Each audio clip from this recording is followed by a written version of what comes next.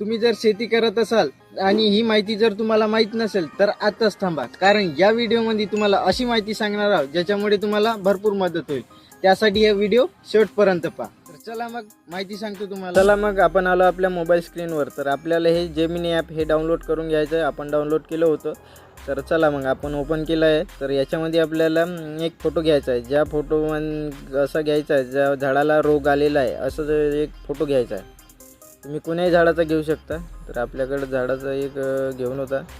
तर आपण या झाडाचा फोटो इथं टाकला आहे आणि इथं आपल्याला या झाडावर रोग कोणता आहे आणि याच्यावर काय उपाय केला पाहिजे याच्याबद्दल आपल्याला माहिती पाहिजे. तर ही माहिती पूर्ण सांगत असते. तर पहा मग.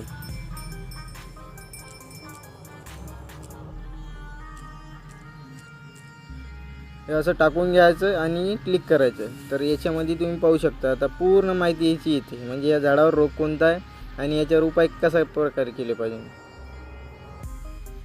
तर याच्यावर पांढरी माशीचा प्रादुर्भाव पूर्ण सांगत आहे. याच्यामध्ये मुख्य समस्या चुरडा मोंडरा किंवा लीप अशी पूर्ण माहिती सांगत आहे. याच्यामध्ये नियंत्रण जैविक पद्धतीने आणि रासायनिक पद्धती दोन्ही पद्धतीने याच्यामध्ये उपाय सांगलेला आहे.